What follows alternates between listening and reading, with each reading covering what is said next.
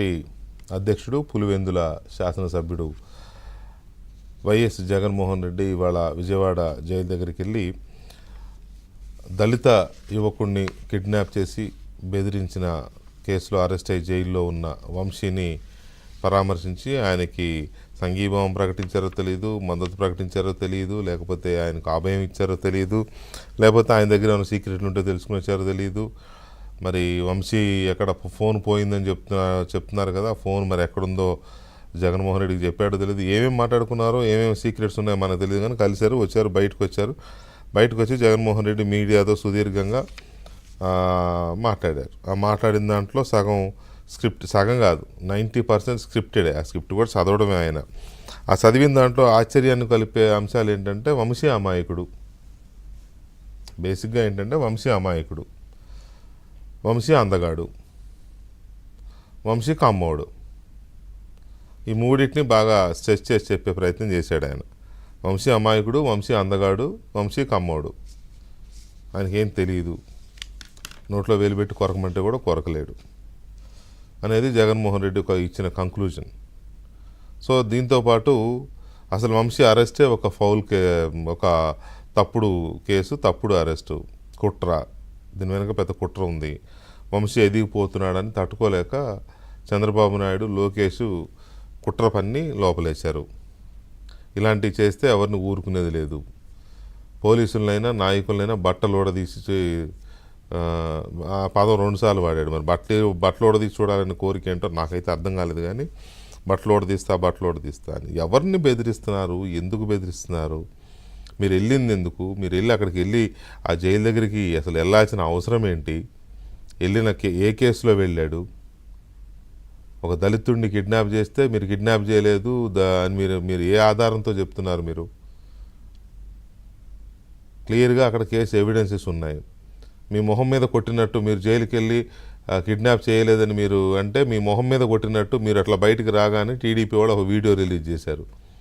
ఎక్కడ సత్యవర్ధన్ అనే దళిత యువకుడు కేసు పెట్టిన అతనికి హైదరాబాద్లో ఉన్న అపర కుబేరులు ఉండే మైహోం భూజా అనే ఒక దాంట్లో ఒక పెద్ద కమ్యూనిటీలో సత్యవర్ధన్కి ఏం పని ఉంటుంది? లిఫ్ట్లో వంశీతో కలిసి ఎందుకు వెళ్ళాడు లిఫ్ట్లో పైకి బిక్కు అనుకుంటూ? చూసారా వీడియో? వీడియో వేయండి ఒకసారి. ఇలాంటి ఆధారాలు అక్కడ లేకుండా పోలీసులు అంత తేలిగ్గా కేసు పెడతారా? చూడండి, ఆ వీడియోలో చూడండి. వంశీ సత్యవర్ధన్ అనే యువకుడిని తన ఇంటికి తీసుకెళ్ళాడు హైదరాబాద్లో. వాళ్ళకేం పని? సత్యవర్ధన్ ఎందుకు వెళ్తాడు వంశీ ఇంటికి? పైగా కోటీశ్వర్లు ఉండే చాలామందికి తెలుసు మైహోం భూజా ఎలా ఉంటుందో. అందులో ఒక్కొక్క ఫ్లాటే ఇప్పుడు దాదాపు 7 కోట్లు, 8 కోట్లు, 10 కోట్లు, 20 కోట్లు దాకా ఉన్నట్టున్నాయి. మరి అందులోకి ఇతనికి ఎంట్రీ ఉంటుందా? మామూలుగా రాణిస్తారు అసలు? పైగా వెంట పెట్టుకుని వంశీ లిఫ్ట్లో తీసుకెళ్తున్న ఆధారాలు అక్కడ ఉంటే మావాడికి ఏం తెలియదు, మావాడు అమాయకుడు, ఈ సోది కబుర్లు చెబితే వినేదేవుడు, నమ్మేదేవుడు? పైగా అందగాడు, అందుకని తట్టుకోలేకపోతున్నా. ఎవరికి ఆయన అందం ఎవరికి కావాలి? మీకేమైనా పనుందేమో ఆయన అందంతో? వంశీ బహుశా అందగాడనే ఉంచుకున్నారా మీరు? వంశీ, నాని అందంగా ఉంటారు. పక్కన ఉన్న అవినాష్ నుంచి పట్టుకుని, అవినాష్ చేయి పట్టుకుని అవినాష్ కూడా చక్కగా ఉంటాడు. ఆ ముగ్గురు అందుకే ఉంచుకున్నారు మీరు. వీళ్ళు ఉంచుకోలేక వదిలేశారేమో టీడీపీ వాళ్ళు. అసలు మీ స్థాయి ఏంటి? మాజీ ముఖ్యమంత్రిని అంటారు, ప్రతిపక్ష నేత హోదా కావాలని అందరిని అడుక్కుంటారు, కోర్టుకు వెళ్తారు. ఈ స్థాయిలో ఉన్న మీరు నాయకుల అందాన్ని, నాయకుల వాళ్ళకున్న శక్తి సామర్థ్యాలని, అంతే కదా, అందంతో పాటు అది కూడా చెప్పండి వాళ్ళు ఎంత శక్తి సామర్థ్యం ఉంటుందో వాళ్ళకి. అలా అవి చూసి పార్టీల్లో పెట్టుకుంటారా? అవి చూసి వాళ్ళని అంచనా వేస్తాయి. ఇంతకంటే అందగాళ్ళు చాలామంది ఉన్నారు, చాలామంది ఓడిపోయారు, శంకరగిరి మాన్యాలు పట్టిపోయారు, చాలామంది ఇదే. అందానికి దీనికి సంబంధం ఏంటి? ట్రంప్ అందగాడా? 2వసారి అధ్యక్షుడు అవలా? జగన్ గారిని ఒక్కోసారి మీ మాటలు చూస్తుంటే మామూలుగా ఒక అరివీర భయంకరుని చూస్తే అమ్మ బాబోయ్ అంటారు. అలాగే మరి అంటే ఈ పదం వాడుతున్నది మిమ్మల్ని ఉద్దేశించి అనట్లేదు, దయచేసి అనుకోవద్దు. మామూలుగా ఒక దాని అంటాం కదా, వాడి జోలికి అమ్మ బాబాయ్ వాడి జోలికి వెళ్ళకండి రా కొడతాడు అంటారు. ఏది రాళ్ళు దొరికితే రాళ్ళు, కర్రలు దొరికితే కర్రలు కొడతా ఉంటారు కదా కొంతమంది. వాళ్ళని చూసి ఏమంటారు, బాబాయ్ వాడి దగ్గరికి వెళ్ళకండి అంటారు. అట్లా ఉంది పరిస్థితి. ఎందుకు ఈ పొంతం లేని మాటలు? ఆ రాసిచ్చేవాడు ఎవడో ఆ స్క్రిప్ట్ రాసిచ్చేవాడిని మార్చుకోండి. ఆ గన్నవరంలో జరిగిన దాన్ని అలా రాసిచ్చేశారు. అదంతా పట్టాభి అనేవాడు ముందు రోజు ప్రెస్ మీట్ పెట్టాడు, నీ సంగతి చూస్తా, రేపు గన్నవరం వస్తా, ఏం పీక్కుంటావు పీక్కోని రెచ్చగొట్టాడు. రెచ్చగొట్టి 200-300 మందిని వేసుకొని వెళ్ళి అక్కడ గొడవ చేశాడు. మీరు మాట్లాడుతున్నారు. పట్టాభి రెచ్చగొడితే వంశీ రెచ్చిపోయాడా? అసలు ఆఫీసు తగలబెట్టిన మాటే మాట్లాడాల మీరు అంతసేపు మాట్లాడి. టీడీపీ ఆఫీసుని తగలబెట్టిన ఘటనే మాట్లాడాల్సింది మీరు. వాళ్ళే తగలబెట్టుకున్నారనన్నా అని ఉండాల్సింది కనీసం. టీడీపీ వాళ్ళు వాళ్ళ ఆఫీసుని వాళ్ళే తగలబెట్టుకుని వంశీ మీద నెట్టారని ఒక్క మాట అంటే కనీసం తగలబడిన దాన్నైనా మీరు గుర్తించినట్టుండేది. ఆ ప్రస్తావనే చేయలేదు. వంశీ అనేవాడు నీ విషపుత్రికలో, నీ పెట్టుబడుల విషపుత్రికలో, నీ ఛానల్లో భువనేశ్వర్ గారి గురించి ఏం మాట్లాడాడు ఫస్ట్ మాట్లాడాడు కదా. ఆ మాట్లాడింది నీ ఛానల్లోనే కదా ఎక్స్క్లూజివ్గా మాట్లాడాడు. దాని గురించి కూడా నేను ప్రస్తావించలా. ఎంతసేపు చంద్రబాబు పట్టాభిని రెచ్చగొట్టాడు, పట్టాభి వంశీని రెచ్చగొట్టాడు, మరుసటి రోజు 400 మంది నుంచి చంద్రబాబు పంపించాడు.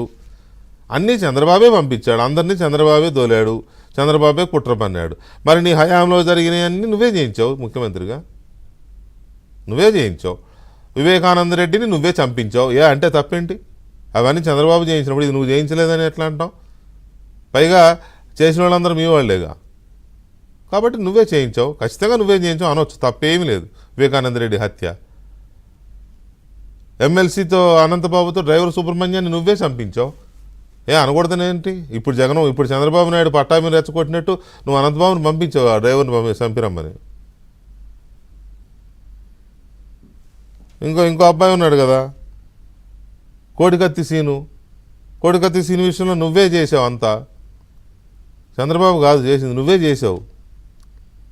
ఎందుకు అనకూడదు? అనొచ్చు. పల్నాడులో చంద్రయ్య అనే టీడీపీ కార్యకర్తని పేక్ కోసిరమ్మని నువ్వే పంపించావు.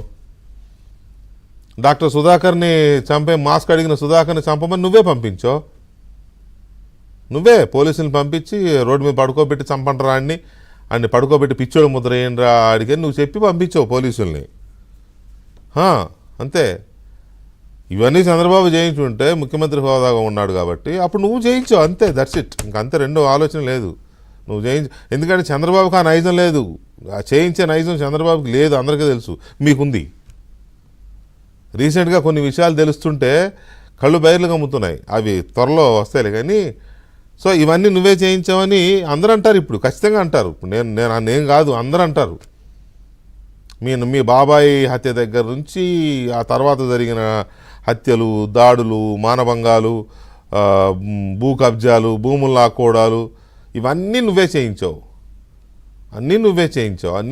ఆ సినిమాలు ఆడేవాడు అన్నట్టు అన్నీ నువ్వే చేయించావు. ఏం మాట్లాడుతున్నారో ఏంటో. ఇంతకుముందే వేరే దాంట్లో చూసా, కొడాలి నాని గారు అంటున్నారు సత్యవర్ధన్ అనేవాడిని అంట వీళ్ళు మార్చేశారంట. మార్చేసి మళ్ళీ వాళ్ళ తల్లిని తీసుకొచ్చి స్టేట్మెంట్ ఇప్పించారు. జగన్మోహన్ రెడ్డి అన్నది ఈయన అన్నాడు. అని ఈయన ఏమంటాడంటే, అదనంగా ఏమంటాడంటే, ఎప్పుడైనా ముందు ఇచ్చిన స్టేట్మెంట్కే వాల్యూ ఉంటుంది. అతను తనంతట తానుగా స్టేట్మెంట్ ఇచ్చాడు. ఇప్పుడు వీళ్ళు భయపెడితే మళ్ళీ స్టేట్మెంట్ మార్చి నన్ను వంశీ భయపెట్టాడని ఇప్పుడు చెప్తున్నాడు. మళ్ళీ రేపు చంద్రబాబు వాళ్ళే నన్ను భయపెట్టి మార్పించారు కానీ నన్ను వంశీ ఏం భయపెట్టలేదు, నేనే ఇచ్చానని చెప్తే మళ్ళీ మారిపోద్దా? కాబట్టి ముందు ఇచ్చిన స్టేట్మెంట్కే వాల్యూ ఉంటుందని ఇప్పుడే నాని గారు అన్నారు. చాలా తెలివైన వాళ్ళు వీళ్ళంతా. కానీ ఎందుకు మరి ఒక్కోసారి ఈ పిచ్చి మాటలు మాట్లాడతారు కాదు. అసలు ముందు ఇచ్చిన స్టేట్మెంట్ ఏది? ఇప్పుడు మాట్లాడుకుందాం. వంశీ నన్ను బెదిరించలేదు, నేను పిటిషన్ ఇవ్వలేదు అని చెప్పి కోర్టు జడ్జి గారి ముందు చెప్పాడు అంటున్నది ముందు స్టేట్మెంటా? అసలు పోలీసులకి ఇట్లా వైసీపీ వాళ్ళు వచ్చి మా ఆఫీస్ తగలబెట్టారు అని ఇచ్చిన కంప్లైంట్ ఫస్టా? ఏది ఫస్ట్? అది కదా ఫస్ట్. మరి మరి మీరు అన్నట్టు ముందు ఇచ్చిన దానికి వాల్యూ ఉంటుందని అంటే కంప్లైంట్ ఇచ్చిన దానికి వాల్యూ ఉంటుందిగా. అది ఎలా మిస్ అయ్యారు? చిన్న లాజిక్ ఎలా మిస్ అయ్యారు నాని గారు? జగన్మోహన్ రెడ్డి గారు అన్నట్టు మీరు అందగాళ్లే, మీరు తమ్ముడు వంశీ మీరు అందరూ అందగాళ్లే, కానీ ఈ చిన్న లాజిక్ ఎలా మిస్ అయ్యారో నాకు అర్థం కాల. ఏంటో విచిత్రంగా ఉంటుంది ఒక్కొక్కసారి. సో ఈ ఈ ఈ పాయింట్లన్నీ చూస్తే ఈయన మాట్లాడిన మాటలు, జగన్మోహన్ రెడ్డి పోలీసులు బట్టలు ఇప్పేస్తాను, నాయకుల బట్టలు ఇప్పిస్తాను, సో ఎంతమంది బట్టలు ఇప్పేస్తాడో ఏంటో. అసలు ఈయన బట్టలు ఇప్పేస్తానని ఎవరికి సవాలు విసురుతున్నాడు? చంద్రబాబు నాయుడు, లోకేష్, పవన్ కళ్యాణ్కి ఏమైనా విసురుతున్నాడా సవాల్? వాళ్ళు అబ్జర్వ్ చేస్తున్నారా ఇతను ఇలా రెచ్చిపోతున్నాడు, మరి ఏంటి ఇతని సంగతి చూడాలి అనే ఆలోచన వీళ్ళకి ఏమైనా ఉందా? ఇది మాట్లాడదాం ఒక చిన్న బ్రేక్ తర్వాత. జైల్లో ఉన్న